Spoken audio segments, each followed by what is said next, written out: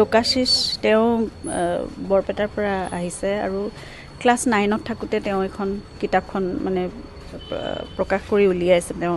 এতিয়া তেওঁ ক্লাছ 10 পাইছে কিন্তু এটা কথাই আমাকো স্পৰ্শ কৰিছে যে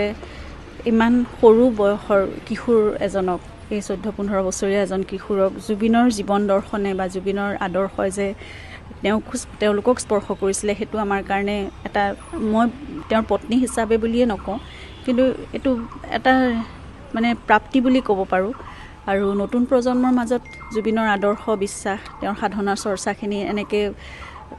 মানে প্ৰবাহমান হৈ থকাটো আমি সকলোৱে আশা কৰোঁ সকলোৱে বিচাৰোঁ প্ৰতিজন অসমীয়াই সেইটোৱে বিচাৰে তেওঁলোকে সেইখিনি নিজে বুজি লৈ বা নিজে হৃদয়ংগম কৰি যে তেনেদৰে এখন কিতাপ লিখাৰ কথাও ভাবিছে সেইকাৰণে লোকাশিসলৈ মই কৃতজ্ঞতা জ্ঞাপন কৰিছোঁ লগতে তেওঁলৈ বহুত শুভেচ্ছাও জনাইছোঁ আৰু ইমান কম বয়সতে এজন শিল্পীক যিটো মৰ্যাদা দিব লাগে সেই মৰ্যাদা তেওঁ সেইখিনি এক উদাহৰণ হৈ থাকিব আচলতে আমাৰ সকলোৰে মাজত আৰু তেওঁ বেছিকৈ জুবিনৰ সৃষ্টিৰাজিৰ কথাটো ইয়াত লিখিছে তাৰ উপৰি কিছুমান ডেটাও তেওঁ দিছে কেনেকুৱা ধৰণৰ মানে এৱাৰ্ড পাইছিলে বা কি চিনেমাৰ কাম কৰিছিলে তেওঁ সংগীত মানে মিউজিক ডাইৰেকশ্যন কৰিছিলে তেনেকুৱা কথাবোৰ আছে তাৰ উপৰি এজন মানৱ দৰদী শিল্পী হিচাপে বা এজন হিউমেনিটেৰিয়ান হিচাপে এজন প্ৰকৃতিপ্ৰেমী হিচাপে সেই দিশবোৰো তেওঁ চুই গৈছে গতিকে সেই কথাবোৰে বেছি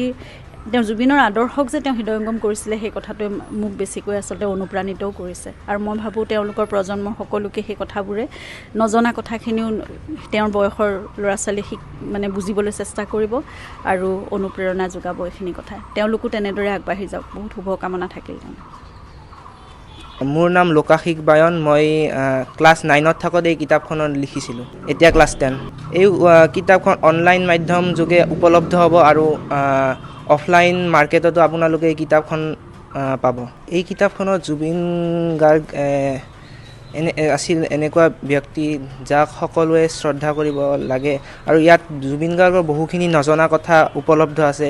আপোনালোকে যেতিয়া এই কিতাপখন পঢ়িব তেতিয়া আপোনালোকে গম পাব যে ইয়াত জুবিন গাৰ্গৰ বহুখিনি নজনা কথা এই কিতাপখনত আছে যেনেকুৱা কিছুমান জুবিন গাৰ্গৰ উক্তি যেনেকুৱা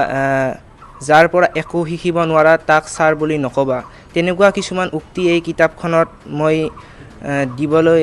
চেষ্টা কৰিছোঁ মই একবাৰ লগ পাইছিলোঁ হাউলি ৰাসত মই তেতিয়া ক্লাছ 4ত আছিলোঁ আৰু জুবিন গাৰ্গ মোৰ দৃষ্টিত আছিল এগৰাকী হিউমেনিটেৰিয়ান নেচাৰ লাভাৰ কাৰণ তেওঁ প্ৰকৃতি ভাল পাইছিল আৰু তেওঁ প্ৰকৃতিৰ প্ৰতি বহুখিনি মানে অৱদান আগবঢ়াইছে আৰু তেওঁৰ সৃষ্টিখিনি যে মই এই কিতাপখনত অলপ লিখিব পাৰিছোঁ তাৰ বাবে মই নিজকে ধন্য মানিছোঁ কিতাপখন মূলতঃ যেতিয়া লোকাশিসে প্ৰথম লিখিবলৈ খুজিছিলে তেতিয়া তেওঁক মই সুধিছিলোঁ কিয় লিখিব খুজিছা আৰু ইংৰাজীত কিয় তেতিয়া তেওঁ মোক কৈছিলে যে ইংৰাজীত এইকাৰণে লিখিব খুজিছোঁ যে ইংৰাজীত জুবিন গাৰ্গৰ ওপৰত ইনফৰমেশ্যন কম আছে মই কৈছোঁ খুব ভাল কথা লিখা আৰু তেওঁ তেনেকৈ কিতাপখন লিখিলে আৰু জুবিন গাৰ্গৰ ক্ৰিয়েশ্যনটো আছেই